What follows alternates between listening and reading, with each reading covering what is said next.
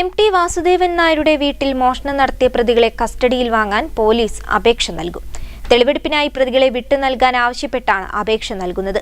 ഭാരതീയ നാഗരിക സുരക്ഷാ സംഹിത 305 വകുപ്പ് പ്രകാരമാണ് പ്രതികൾക്കെതിരെ ചുമത്തിയിരിക്കുന്ന കുറ്റം.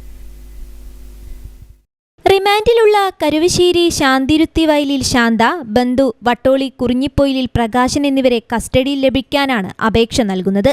തെളിവെടുപ്പിനായി പ്രതികളെ വിട്ടു നൽകാൻ ചൊവ്വാഴ്ച അപേക്ഷ സമർപ്പിക്കുമെന്ന് നടക്കാവ് പോലീസ് അറിയിച്ചു. ഭാരതീയ നാഗരിക സുരക്ഷാ സംഹിത 305 വകുപ്പ് പ്രകാരം വീട്ടിൽ നിന്ന് മോഷണം നടത്തിയെന്ന കുറ്റമാണ് ചുമത്തിയിരിക്കുന്നത്. എം.ടിയുടെ വീട്ടിലെ ജോലിക്കാരിയായ ശാന്ത പലപ്പോഴായി കവർന്ന 26 പവൻ സ്വർണ്ണാഭരണങ്ങൾ വിൽപ്പന നടത്തിയ ജ്വല്ലറി പോലീസ് തിരിച്ചറിഞ്ഞിരുന്നു. ഈ ജ്വല്ലറിയിൽ നിന്ന് സ്വർണം കണ്ടെത്തേണ്ടതുണ്ട്. എം.ടിയുടെ നടക്കാവിലെ വീട്ടിൽ പ്രതികളെ എത്തിച്ച് തെളിവെടുപ്പും നടത്തണം. ഇതിനായാണ് പ്രതികളെ വിട്ടുകിട്ടാൻ അപേക്ഷ നൽകുന്നത്.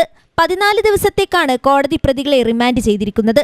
ശാന്തയെ മലപ്പുറം മഞ്ചേരി വനിതാ ജയിലിലും പ്രകാശിനെ കോഴിക്കോട് സബ് ജയിലിലുമാണ് തടവിൽ പാർപ്പിച്ചിരിക്കുന്നത്. പ്രതികൾ കഴിഞ്ഞ 4 വർഷമായി വീട്ടിൽ നിന്നും ആഭരണങ്ങൾ കവർന്നിരുന്നുവെന്നാണ് കണ്ടെത്തൽ. കഴിഞ്ഞ മാസമാണ് കൂടുതൽ സ്വർണം അലമാരയിൽ നിന്നും മോഷ്ടിച്ചത്. വീടിന്റെ പൂട്ട് പൊട്ടിക്കുകയോ അലമാരയുടെ പൂട്ട് പൊട്ടിക്കുകയോ ചെയ്തിട്ടില്ല.